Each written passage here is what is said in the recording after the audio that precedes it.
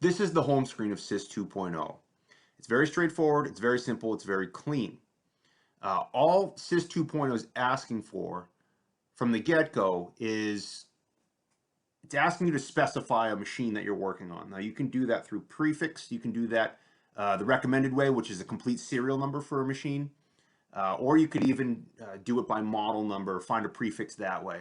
It's not as accurate to do it that way. We definitely still recommend that you have a complete serial number for whatever machine you're working on in case there's a configuration option or something that was updated based on a serial number break that you want to take advantage of. So the most accurate way is still serial number when you're looking up parts or service information for a CAT machine. So this field here, we'll start with this one over here. And it says prefix or serial number. So there's a couple things you can do there. Let's have a serial number of AXJ02152. So as I start typing in that serial, AXJ, you'll see that SIS 2.0 starts recognizing, hey, that's an AXJ prefix. That's for a 966G Series 2. So there's a couple benefits of using that. At least it lets you know you're on the right track as you're entering in that serial number. As I go forward, kind of gets rid of that, so it's just assuming, yeah, that's what I want. I put in my complete serial to go ahead or to continue navigating. Now the other thing you can do is you can actually put in a model number. So as I start typing in a 966G, it starts coming up with all the prefix options for a 966G. So 966G and then Series 2. There's a couple applications you can use this for. I mean, the obvious would be if somebody wrote down a serial number on a piece of paper for you. You couldn't really read it very well. So you start typing in the model, you know the model you're working on. At least it lets you know what the prefix was, and you can go from there. Now, the other application that I like using it for CAT work tools. So sometimes it's hard to remember what the serial number was for a CAT work tool. But sometimes you need a prefix or a serial to look up accurate information. So let's say it was for a hammer. It was for an H55E series hammer. So to navigate into the machine and get more information, I would need a prefix or a serial. So that's a good application for just typing in the model. So you'd have to select that to kind of convert that into a serial prefix and then go from there. But for this video, let's just use a machine serial. So I'll put in the machine serial. And what I'm going to do is what I call go into the machine. So to get the information I'm looking for, whatever documentation as far as parts breakdowns or service information or operation and maintenance information, I have to go into that machine. So I've populated the serial number. And what I recommend you do is click this navigate button. If you hit enter, it'll bring you to there'll be an extra screen to navigate through. It's not a big deal. So I definitely recommend right from the start, just click this navigate button. And that's going to do what I call bring you into the machine. So all of this should look pretty familiar to you. It's going to bring you into the configuration page of the machine. So this is whatever I'm looking for, I'm going to navigate from here. So if you just looking at this screen, let's see what we have at our disposal. So this first thing that we're looking at here is what was the as shipped products, what was called as shipped product in WebSys. So right from here, it's set up the same. It's the same information. None of that changed. It looks very similar to what we had in WebSys. So this is your as shipped product. Over to here to the left is what used to be called product structure. So this is your parts breakdown by systems and components.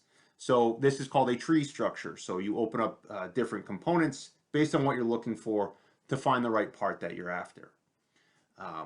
One thing I just want to show you, kind of give you a heads up about, is under engine and related systems. This used to be automatically opened in WebSys, and it's by default closed in SIS 2.0, so you just have to open it. So air inlet and exhaust is where you would find your turbo or your exhaust manifold, for instance. Cooling system where you find your water pump, fuel system, a fuel pump and injectors. Lube system would be your oil lines and your oil pump. Basic engine would be like your crankshaft or your block or your camshaft. So just make sure you open that. That's where that is. Otherwise, it's the same setup. It's in the same order as it was in WebSys. Your hydraulic system, powertrain, steering system, all that's the same under systems and components. Okay. So from here, if I wasn't looking up parts information, if I wanted to go into another type of book, so what the default opens to is basically a parts options. So if I was looking for anything besides parts, if I needed service information, up here there's 3 tabs. There's parts, repair, and service. So if I need service information for this machine, I'll click the service tab. That's where we're going to find disassembly and assembly. That's where we're going to find our operation and maintenance manual. That's where we're going to find any schematics. And then any service letters that you might be looking for. You can find all the service letters for this machine. Now, if it does offer you a repair tab,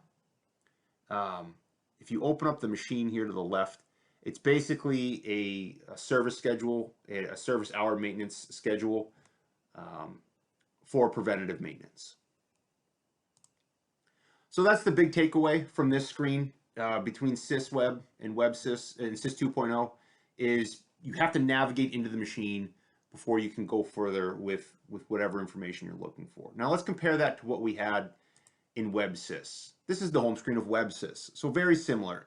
To get any accurate information, I had to put in a serial number or a prefix in this field over here. So let's do the same thing. AXJ02152. Okay. So from here, I had to pick. I wasn't into the machine. I had put in a field over here, and then whatever I picked under your access methods, I would go that route. So there was a lot of back and forth in SysWeb.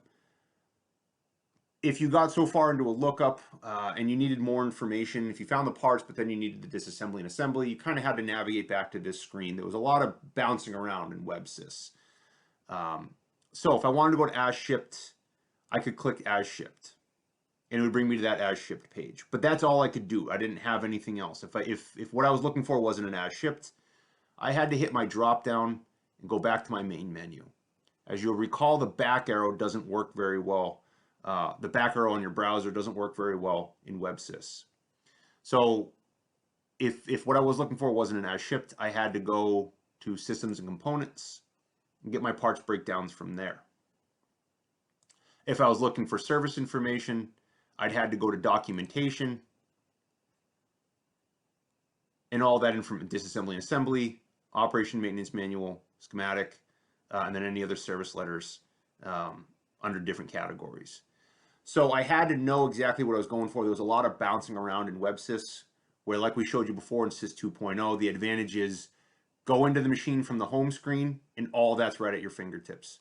As shipped, systems, components, product structure, service information, all within a click away on that home screen.